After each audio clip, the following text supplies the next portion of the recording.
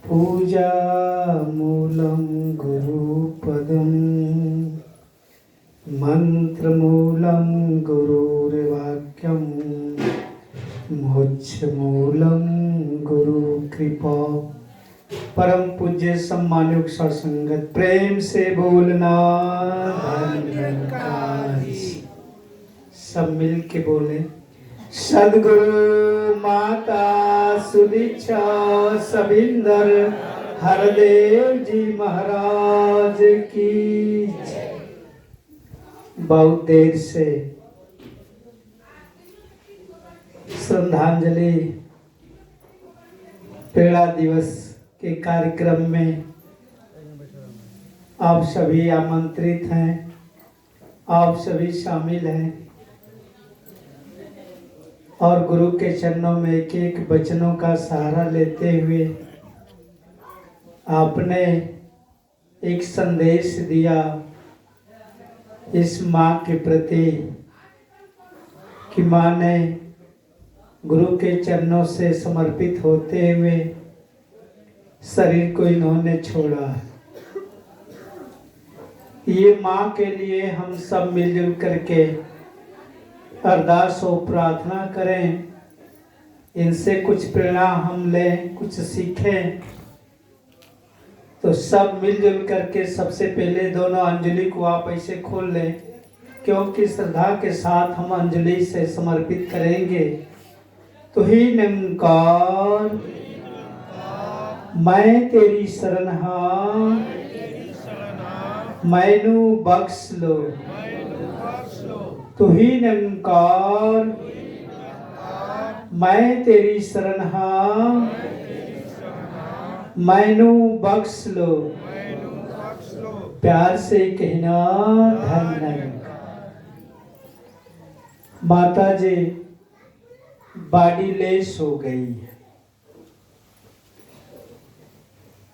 शरीर को इन्होंने छोड़ दिया और इस निराकार ब्रह्म में इन्होंने अपने आप को समर्पित किया। जीव, जीवात्मा, आत्मा और परमात्मा चारों का स्वरूप एक है। ये जीव पांच तत्वों के शरीर के अंदर में बैठ करके अपने आप को शरीर मान लेता है परमात्मा का अंश, लेकिन परमात्मा से अज्ञानता के कारण जुदा हो जाता। ममय वांश जीव लोके जीवभूत सनातन मन खष्टाणी इंद्रियाणी प्रकृति स्थानी कर सती। प्रभु परमात्मा का छोटा सा अंश ये जीव जो सनातन होते हुए भी परमात्मा से दूर हो करके मन खष्टाणी, ये मन के साथ नाता जोड़ करके, विषय विकारों से नाता जोड़ करके संसार में, प्रकृति में स्थान स्थान पर ये भ्रमण करता। ऐसे भ्रमित जीव को जब कोई समय का सद्गुरु मिल जाता है तो इस जीव को ब्रह्म स्वरूप बना देता है। जीवो ब्रह्मेव ना परः, ये जीव ही ब्रह्म है, दूसरा नहीं है। इसलिए सत्संगत आज इस माँ से हमें कुछ प्रेरणा, कुछ सीख लेनी है। गृहस्थ में रह करके इन्होंने भक्ति की, परिवार को इन्होंने संभाला है, खेती गृहस्थी को भी संभाला है। सब कुछ करते हुए इन्होंने महापुरुषों के साथ नाता जोड़ा है और इस निराकार परमात्मा के साथ इन्होंने नाता जोड़ करके अपने स्वरूप की पहचान करके ब्रह्म में लीन हो गई। ऐसे मां के लिए तो मुबारकबाद है। ऐसे मां के लिए इनके चरणों में कोटिन बार नमन है कि सब कुछ संभालते हुए गुरु भक्ति इन्होंने की है। ऐसे भगत के लिए दास इनका नाम पूछा बहन जी से, तो इन्होंने बताया पंचरत्ना जी। पंच, ये शरीर 5 तत्व से बना हुआ है और इसी 5 तत्व शरीर के अंदर जो जीव है उसको मोती की उपाधि दी गई, रतन की उपाधि दी गई। नाम भी बड़ा सुंदर है और इनका काम भी बड़ा सुंदर है। साधु संगत लोके पंच बेले आशिक हर बेले। ये संसार में कुछ ऐसे लोग हैं जो परमात्मा की भक्ति 5 बार करते, दिन में 5 बार। लेकिन जो गुरु के जो प्यारे होते हैं आशिक हर बेले, वो हर बेले हर वक्त भक्ति करते। तू ही मन गाता रहे। ये मां हमारे बीच में शरीर से नहीं लेकिन निरंकार रूप में सामने मौजूद है। सन्मुख होई जीव मोहि जबहि, कोटि जन्म अगना सही तबहि। ये जीव जब सद्गुरु के समक्ष अपने आप को समर्पित कर देता तो सद्गुरु इस जीव को करोड़ों पापों से मुक्ति दिला देता है। लड़ाई के मैदान में भगवान कृष्ण ने अर्जुन को कुछ मैसेज दिया, कुछ संदेश दिया। संदेश को जब वो सुना तो भ्रमित हो गया, कहा हम युद्ध नहीं करेंगे। ये सभी मेरे सगे संबंधी बैठे, अगर हथियार उठा लिया, बाण चल गया, सारे मर जाएंगे।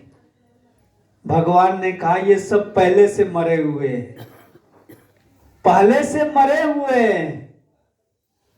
बस तुझे अपने फर्ज को अदा करना है। सिर्फ बाण रख देना है धनुष पर, सारा काम तो मैं करूंगा।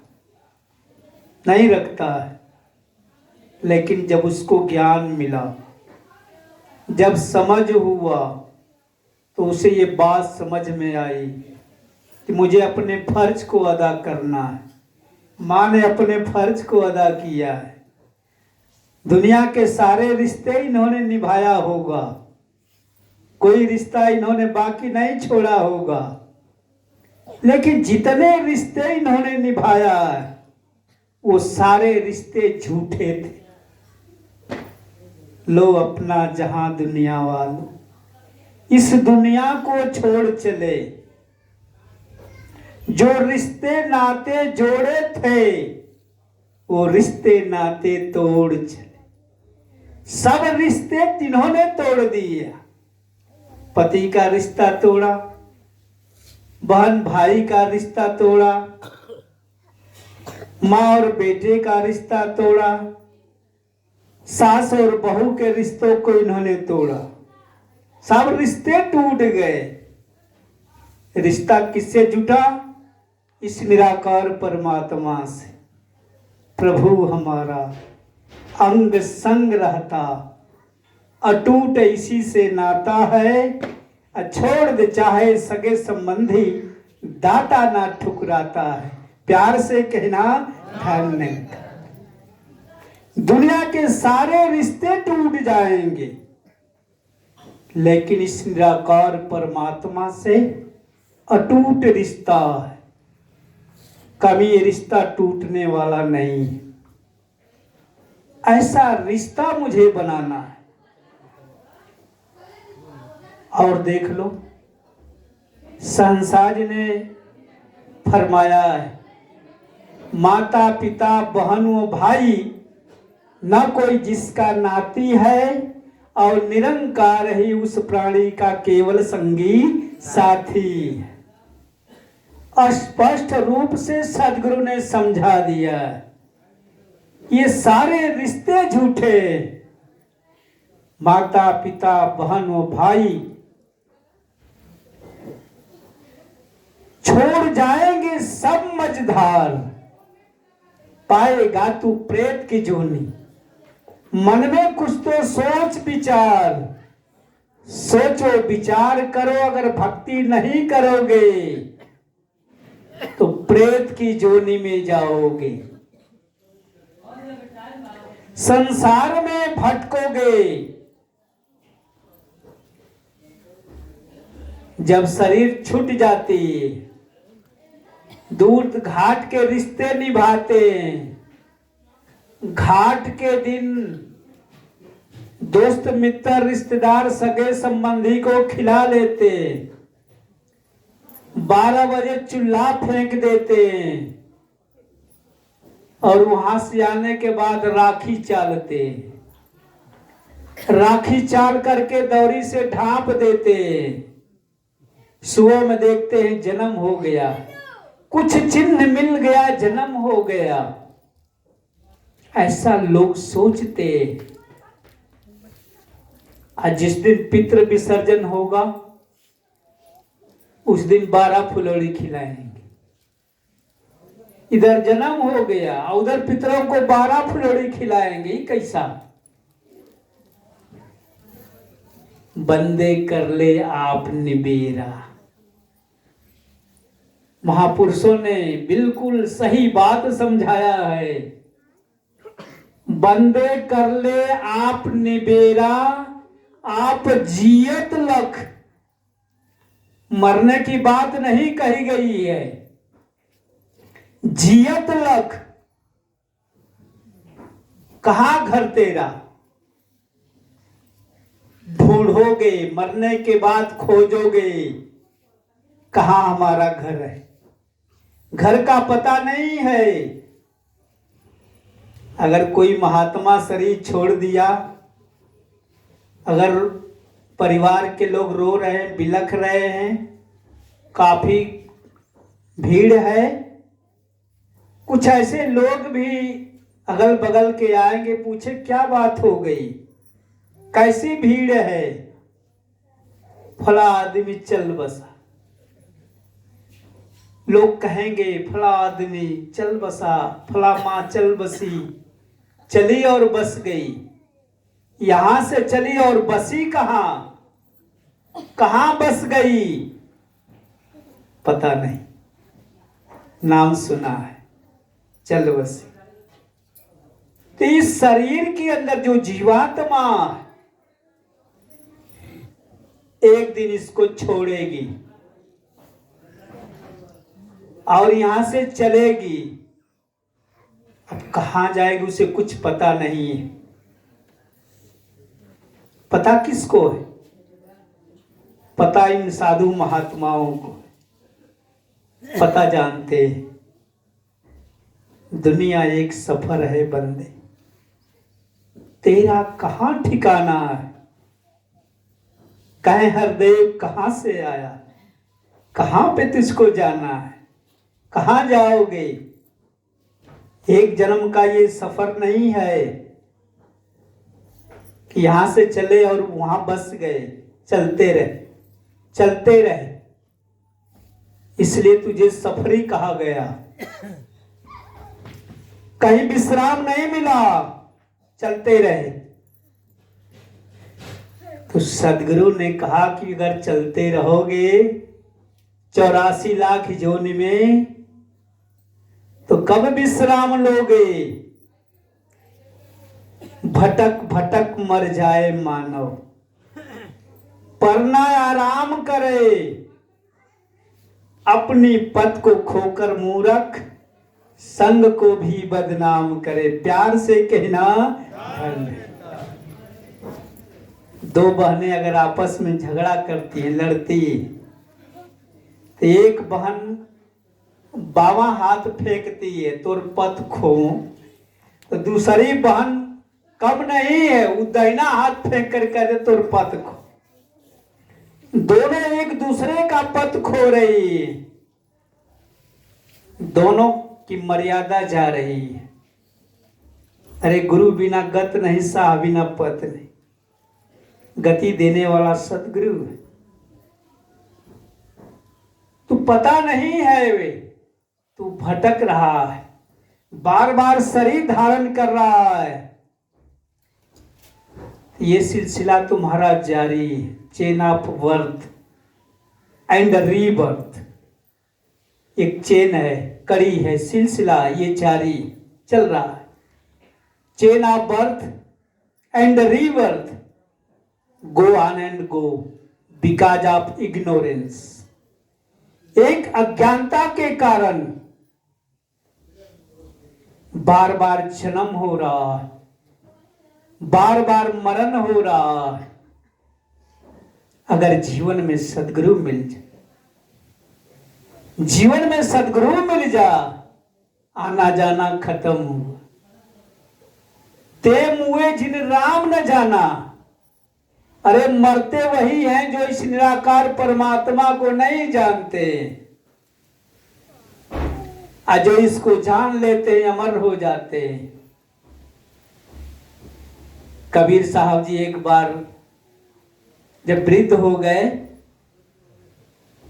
तो वहां बहुत सारे काशी नगरी में कर्म कांड को मानने वाले, जैसे मुक्ति प्रदान के लिए काशी में लोग शरीर छोड़ते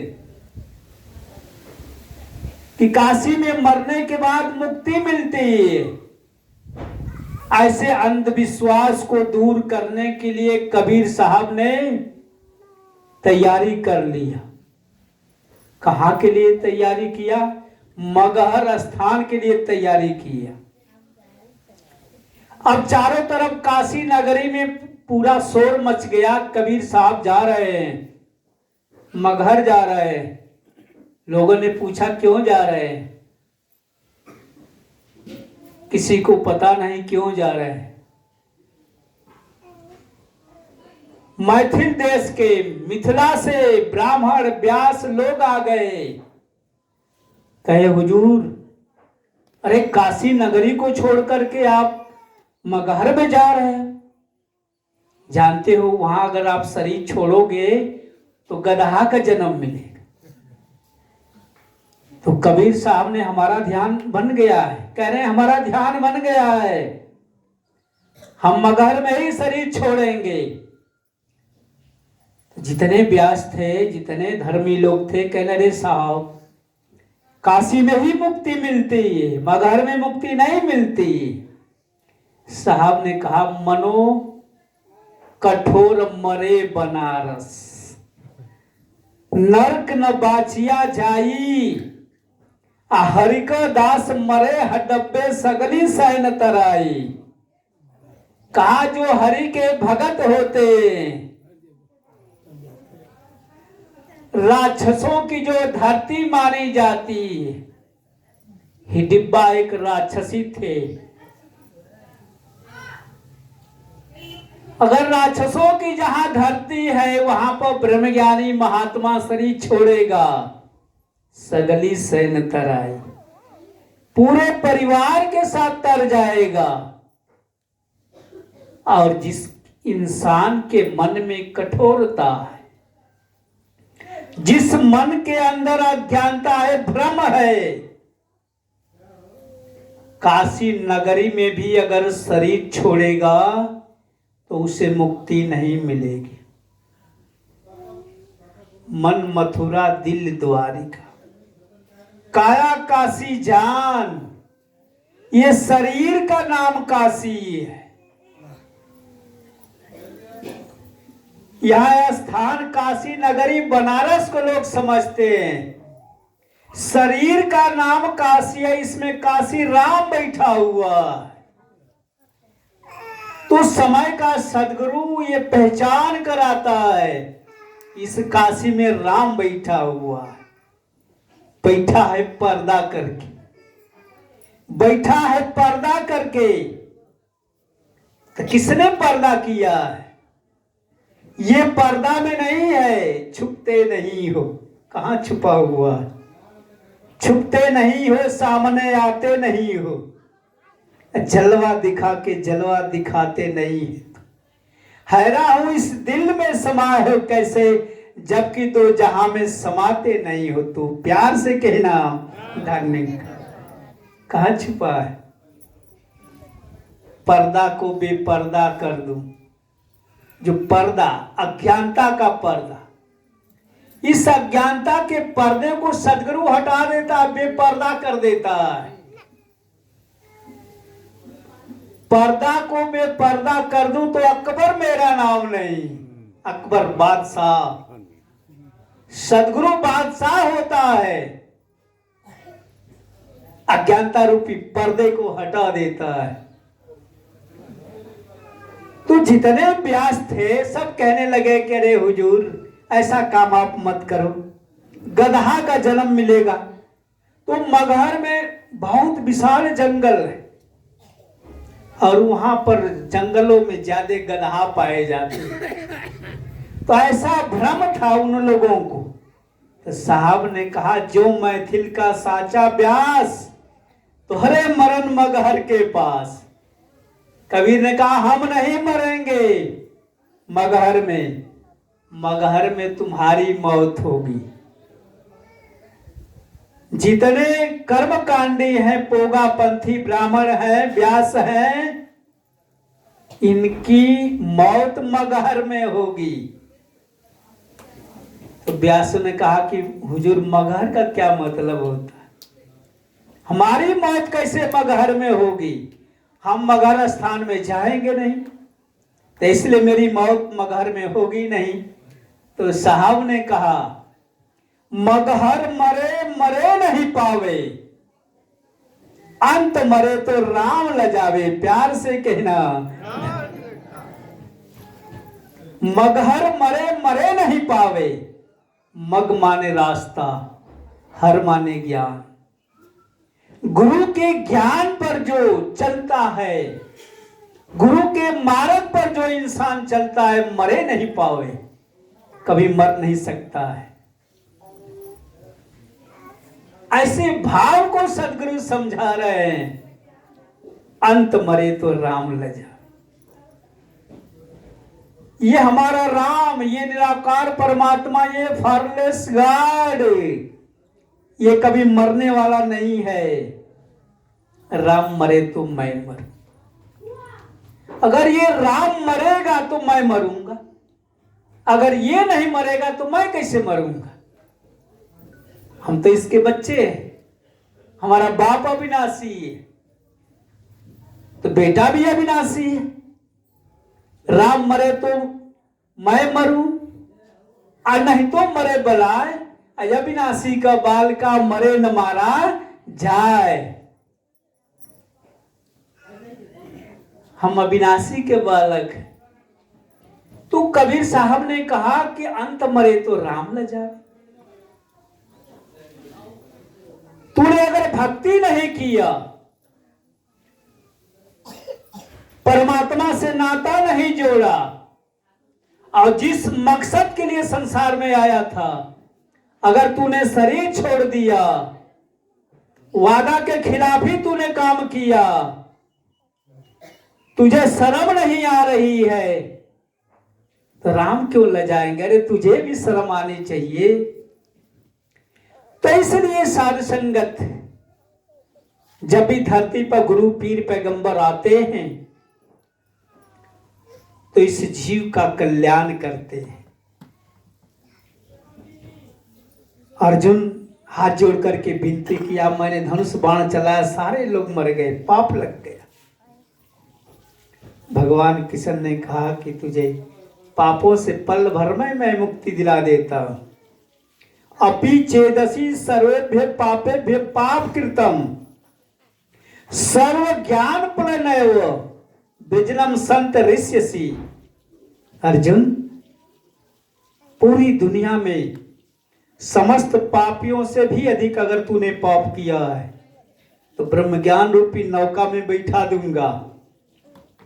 ब्रह्म ज्ञान रूपी नौका में बैठा करके तुझे भवसागर पार कर दूंगा, ये मेरी जिम्मेदारी। सदगुरु जिम्मेदारी लेता है। कूलम धनम बलम, कूलम धनम बलम चाहे वो भाग्य निरर्थकम, जे शाम गुरु कृपा नास्ति अधो गच्छन्ति पार्वती। पूरा परिवार मरासन अवस्था में अगर बैठा है, रो रहा है, बिलख रहा है, बेटा कह रहा है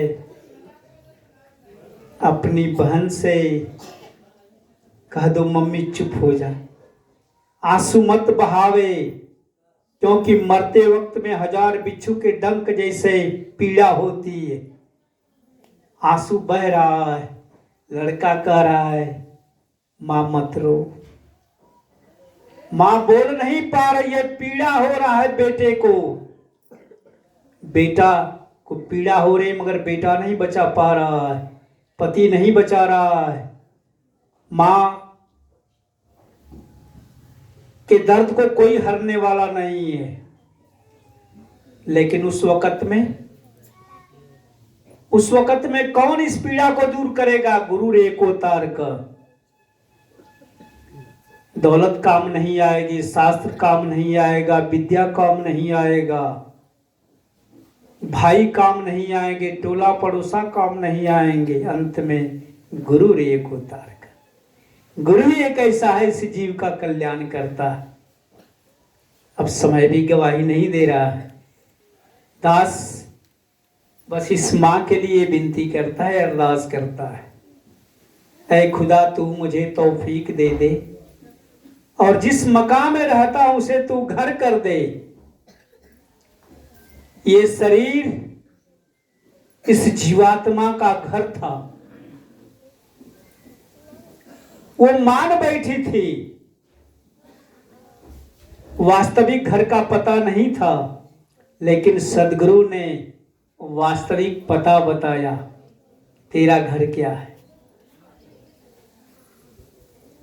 विद्यालय जिसे यहाँ सारे महात्मा बैठे हुए हैं, 2-4 मिनट और दास समय लेता है। यहाँ बैठे हुए तो विद्यालय में एक अध्यापक ने बच्चों से सवाल किया, बच्चों स्वर्ग में कितने बच्चे जाएंगे? तो सारे बच्चों ने हाथ उठा दिया कि सभी जाएंगे। उसमें एक बच्चा बैठा था, हाथ नहीं उठाया। तो फिर अध्यापक ने पूछा कि बच्चों नरक में कितने बच्चे जाएंगे? तो कोई हाथ नहीं उठाया। तो अध्यापक ने उस बच्चे को खड़ा किया, कहा बेटा तू खड़ा हो जा, तू स्वर्ग में नहीं जाएगा। तो कहने लगा, जवाब देता है छोटा सा बालक, असल में मेरी मां ने कही है कि बेटा जैसे ही विद्यालय की छुट्टी होगी तू सीधे अपने घर आना, तू सीधे अपने घर को आना। तो जैसे ये शरीर है, सदगुरु ने हमें हुक्म दिया है, सदगुरु ने हमें समझ दिया है, स्वर्ग नरक का झंझट कैसा। अब इस झंझट में मुझे नहीं रहना, इसको छोड़ेंगे सीधे अपने घर में जाएंगे।